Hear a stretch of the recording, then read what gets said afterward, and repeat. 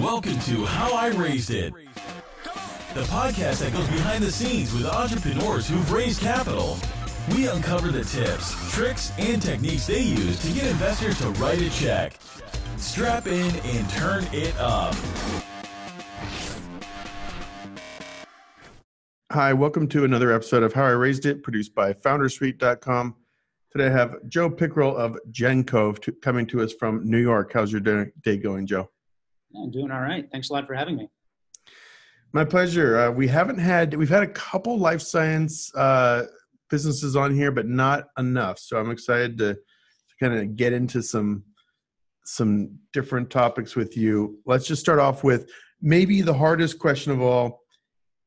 And I'm going to ask what you do, but with a little writer to it. I want you to try and explain it to me in a way that as a layperson, as a guy who got a business degree, no science background, is going to kind of understand it. Go for it. What do you guys do?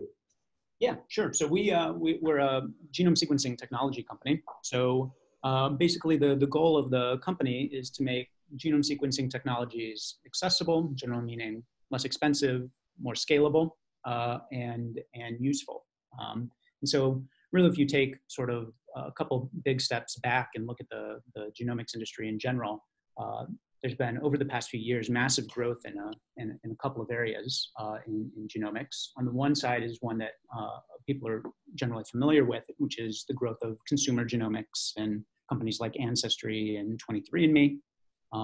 That's on the human side. And in parallel, on another side, in agriculture, there's been this other sort of explosion in the adoption of genomic technologies, starting with cattle breeding and moving into other sorts of crops now.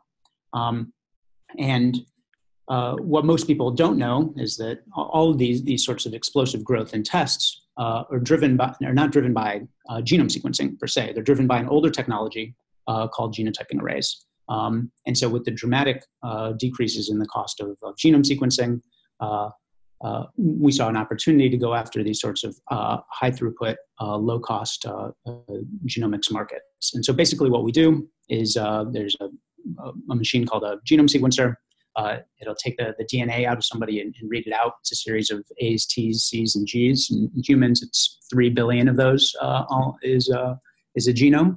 And so this genome sequencer will spit out pieces of that. And so what we do is we take very small amounts of genome sequencing data. So meaning, if they're maybe 40% of your genome.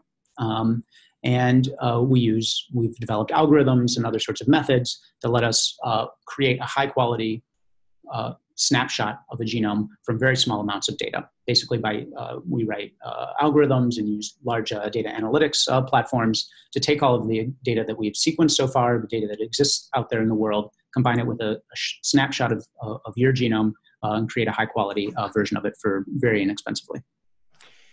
Interesting. And so who is your customer? Who's taking this? Are you selling the machine or the algorithms, or both? Yeah, the software. Predominantly the software. So we work with companies in two ways. So if one is a company that doesn't have a ton of genome sequencing capacity, they'll just send us samples. So an example here of a company like that is a project called Darwin's Ark, which is a dog sequencing company. So they'll, if you go to Darwin's Ark and you get a kit to swab your dog, what happens is that'll then come to us. We'll do DNA extraction, library prep, genome sequencing and analytics, and sort of return that to them. And then they'll use that information to tell you your dog is part Chihuahua or your dog is part St. Bernard, and so on. And then so that's running that as a full service. Hopefully not those two combined. Can you combine a St. Bernard and a Chihuahua? You can. There's a lot of interesting stuff out there. And then the other way we work with companies is we just sell the software. So if you have a sequencing machine, you can use our software to go through thousands and thousands of humans or dogs or corn lines at very inexpensive prices, and then use our software to reassemble everything into something that you can then interpret. So let's take that scenario. So Darwin's Ark is a great example for a layperson like myself. I totally get that. On maybe some of the other use cases, is it, agriculture trying to find pest-resistant corns? I mean, are we, or maybe, let me ask the question this way. Does the analysis then lead to gene editing, and how do these connect? And is there a connection there? You know, what are some other use cases? So there's been this sort of silent revolution in agriculture, at least so consider cattle breeding over the past 10 years, where previously, if you wanted to, what people do is it's just traditional breeding. So you take a sire and a cow, and you mate them together to make the next generation, which has better, let's say, milk output. In the old way, you would do that. How would you know if a male cow is going to lead to good milk output in his daughters? And so what you would have to do is you'd mate the sire to a number of cows, and you'd wait 3 years until they grow up, and then you'd measure how much milk they produce, and so on and so forth. And that's how you'd measure whether this bull was genetically predisposed to having high milk output. And now what you do today is you do some genetics. Basically, day one, you don't have to wait these extra 3 years to figure out what's going on. You do genetics sort of routinely to help. It's basically in a breeding scheme to sort of to supercharge standard breeding techniques. And so that's being done. It started predominantly in cattle breeding and is now moving to other species, both of animals and plants. Okay, that makes sense too. That's another good example. And is it mainly for that sort of, again, that's still an analytics exercise, not necessarily changing genes or gene editing. Do we get into that? Is that something that's coming down the road? Like, what can you connecting dots there between analytics? Sure. So that ultimately, for most of what's done in traditional breeding, you don't need to know what the actual gene is or how it works. All you have to know is that this bull and this cow produce a lot of milk, and you don't care if it's this gene or it's that gene or it's these combinations of thousands of genes. But so what's coming down the line in the future is the ability to actually know it's actually this gene and this particular genetic variant in this gene, or maybe it's not this particular genetic variant, it's these hundreds of thousands of genetic variants all together are what matters. And eventually, yeah, it'll be possible to edit them all, to actually go in and just flip them all over from low milk output to high milk output. And so that's not what's done now, and I probably wouldn't put a timeline on it, but it is coming eventually. Yeah, it's both exciting and frightening at the same time, right? Think of what you could feed the world, right? If you're able to modify things correctly, but then I guess it's also, what's the worst case scenario? Let me ask this way. What's the worst case scenario of a future where things are easily or commonly edited and modified? Just to give us some, yeah. I would think of like what's the worst case scenario? Like I'm going to be, this probably isn't the worst case scenario that most people think of, but if you think about, so people decide that it's this type of cow is really the one that you want to have, and you gene edit it, and you create sort of this cow that is super resistant to a bunch of diseases and produces a ton of milk.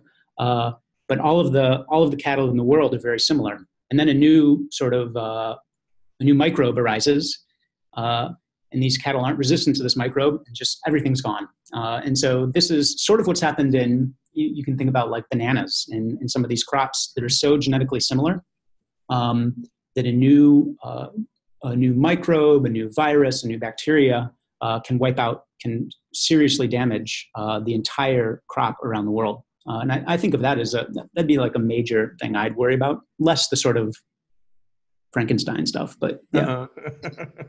Very interesting. Cool. And what's the backstory? How did you arrive at this company? What were you doing before? Where'd the idea come from? Yeah, so I'm a statistical geneticist by training. So PhD in human genetics from the University of Chicago. And I was a professor down at the New York Genome Center here in New York and Columbia University. And this was a kind of an academic project. So we were working on ways of developing software to make genome sequencing all of these things, less expensive, more scalable, more interpretable. And so it really came out of my lab at the New York Genome Center where we're working on this technology, and we saw a potential to commercialize it. Great. And your customers mainly are in the ag space today, or is it broader than that? We have customers across, a number of customers in sort of academic research. We have a number of customers in sort of R&D, like pharma R&D, things like that. And then some customers in ag and things like the direct-to-consumer type dog company that I mentioned. So kind of across the space, anywhere where it's low cost, high throughput is what you need. Here's a sales lead for you. We had on this show a company called Embark Vet, which might be similar. So yeah, we know Embark. Mm-hmm. Okay, cool, good to hear. That's pretty cool stuff what they're doing too. I like his story because he started out going out around the world sampling DNA of like feral dogs in the bush in Africa and, you know, all kinds of places like that. Pretty fascinating stuff, kind of mapping the genome of dogs. Pretty interesting. Very good. And lastly, like, what's the business model? Is this a software? I mean, are you selling this as a subscription or enterprise license, or how do you guys make money? Yeah, so we generally charge on sort of a per sample basis. So software as a service, it's some number of dollars that's negotiated basically on a customer by customer basis to run our software pipeline as a service. Got it. All right, let's talk about fundraising. So how much have you guys raised over how many rounds? So we've raised a total of $4.2 million over 2 rounds. So the first was right when we spun out of the New York Genome Center. We raised $1 million. That was about 2 years ago.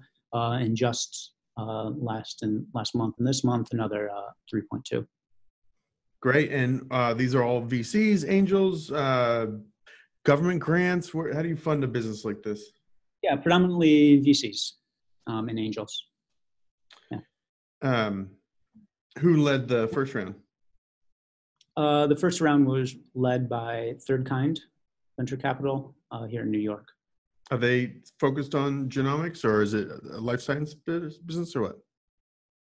Not entirely. Kind of a number of different companies. Yeah, so they've done a number of life sciences deals I've seen, but also consumer marketplaces and things like that. Okay, maybe talk through raising. Let's just start chronologically.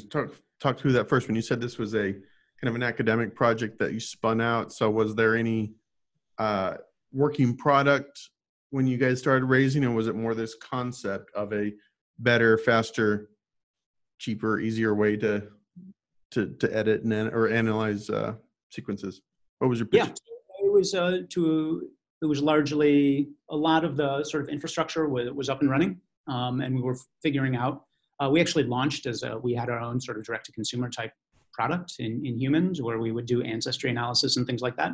And so we very quickly realized that the interest that we were getting was more on the technology side than on the actual consumer product side. And so we moved very quickly to more of a B2B type model, like the one I mentioned. And so when we started, the underlying technology was all there, and we were just pointing it in one direction versus another. Got it. So how did you raise money? I see Refactor, SV Angel, right? Third Kind, version 1.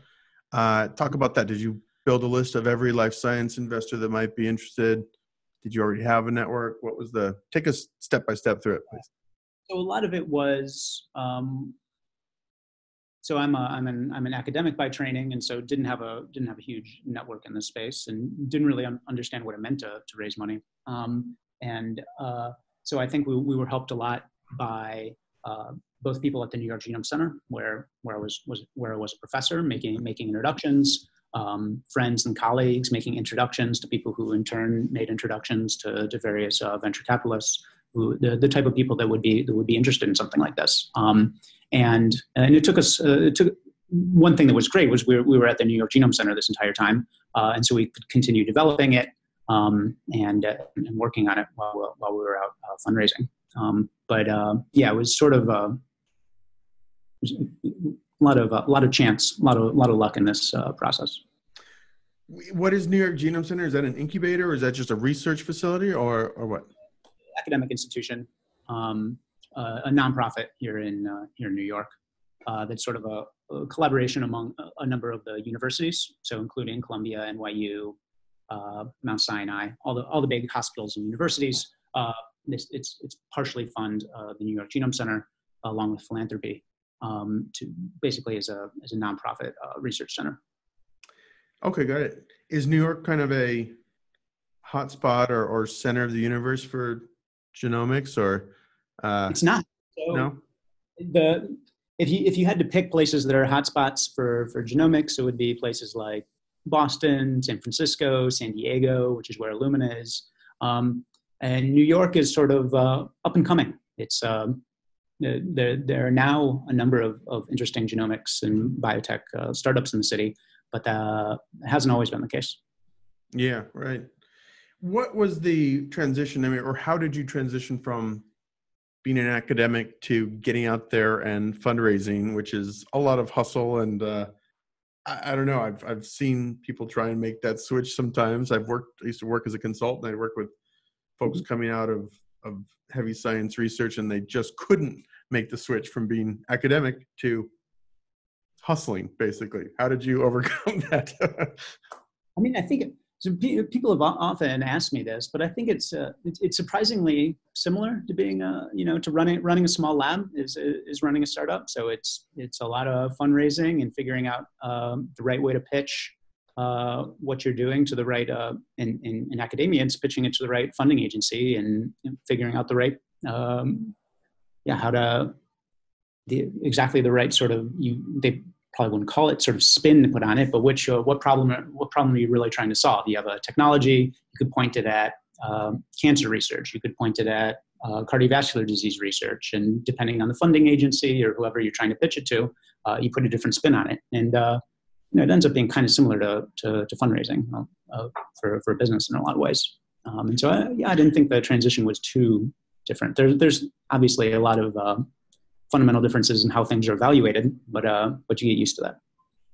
Okay. Well, what tips would you have for someone maybe coming out of academics or academia that wants to start a startup and fundraise? What did you, painful lessons learned that you would maybe try and impart the wisdom on? So I would, one thing, so the science, it matters, but it's like slide 6 of one slide in a 10-page deck should be on from my experience, would be on the science. The rest is sort of what's the market, what's the problem you're actually trying to solve, and how big of a market could this be? And the science is it's sort of table stakes. I think if you're an academic pitching a scientific company to a venture capitalist, the science better be good. That's sort of like a given. And they're not going to be the ones that are really going to evaluate it. They'll bounce it off some scientific colleagues or collaborators, things like that. But ultimately, the big unknown for them and for you don't realize it yet, but it will be the big unknown for you is what's the market and who's actually going to pay money for something. And that was something slightly challenging to wrap my head around, and I think it's difficult for a lot of academics. Yeah, no, for sure. And how did you kind of overcome it? Did you have a pipeline of customers already before raising money, or did you have to go out and kind of, ascertain what the market would look like? Yeah, I think so. We had some interest. We didn't have basically active customers when we were first out fundraising. So in our second round, the one we just closed, we have customers, we have some bigger customers, we have some smaller customers, we have a sort of a diverse array of customers, and that helps obviously a lot. When we first started the company, it was sort of a technology and a working technology and a concept of what a business might look like. Mm-hmm. Mm-hmm. That's hard to raise money from, or that's hard to raise money on sometimes. Did you have to talk to a lot of investors? And if so, like how many would you estimated you you talked to get that first round done? In the first round, probably tens, but not hundreds. So I bet I talked to 40 investors or so. And it was over a period of around a year. That was first round or second round? First round, yeah. Gotcha. That's not that many though. 10 in the tens over a year. Interesting. And how did you land the lead investor? Third kind.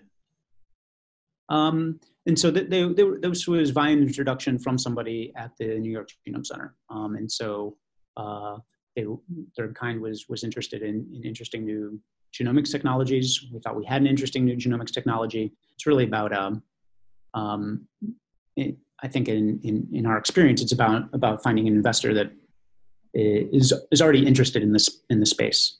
For a company that's this early, it's going to be difficult to convince an investor who has no idea about the space to get interested.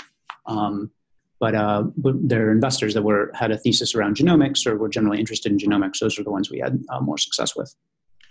If you recall, I would assume you do recall, but what was the kind of big central argument of the pitch? Like, what was the big, audacious, exciting vision that you were pitching? I get what you're doing. It sounds to me like sort of a better mousetrap, but I probably only know a sliver of what you're doing. Maybe what? Yeah. So I think now the way we sort of see it is that really the sort of promise of genomics, this genomics revolution that's being promised, is going to be driven predominantly by software and by ways of taking what you can, the hardware that exists now, and making it 100 times better, 100 times cheaper, 100 times faster, and taking that from being able, from the current state of the art, which is millions of samples a year, up to tens, hundreds, billions of samples a year in all sorts of different species, and really sort of taking the way to take genomics mainstream, to take it from a niche R&D technology to something that's used in production, is going to be software. That's the way forward. That it's not. I think there's this thesis in biotech often that it's a new, it's some new hardware or some new chemistry that's going to be the game changer here. We see it that it's going to be software that's the game changer. Okay, interesting. Very good. All right. Well, I will let you get back to your business. Where does this last round take the company? Is it just market expansion, sales expansion, or are you moving into new avenues or categories? Yeah, so I think we'll be moving into a number of new different species. So taking our technology and pointing it in a number of new agricultural markets and expanding what we're doing now. Awesome. What can I guess I'm middle-aged now, like what can I look forward to? How can I personally benefit from this sort of taking genomics mainstream revolution? Is it just going to be better food supplies and more interesting? I don't know. What can I expect? Pitch me. Part of it is the sort of productivity of the food chain around you is going to keep getting better. You might not even notice, but prices will go down and things will get better and all of that. And then on the human side, or on the sort of clinical genomics side, I think what you can look forward to and people can look forward to in 5-10 years is really the sort of genetic diagnostics being incorporated into mainstream clinical care. So instead of only getting a genetic test done when you're go see a cardiologist for some horrible symptoms, that are actually already incorporated into your general practitioner will be screening you for a number of these different conditions very early on and catching things before they get too serious. And I think those are the two main areas where I see this is really going to have some impact.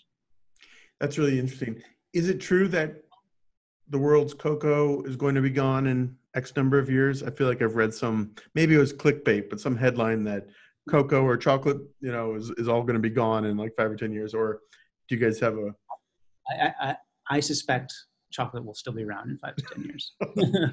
All right. On that positive note, I like this. This is very interesting. Joe, I appreciate it. Sounds like you're doing important, good work. Thanks for taking the time today, and best of luck with Gencove. If people want to learn more, it's just gencove.com, correct? Exactly. Great. Anything you want to promote or plug, or should people just anything you're hiring for? Or Gencove.com. Yeah, we're hiring in a number of different roles: sales, marketing, and science. So come check us out. Very good. All right. Thank you, sir. Thanks, Joe. Have a great rest of your week. Take Bye. care.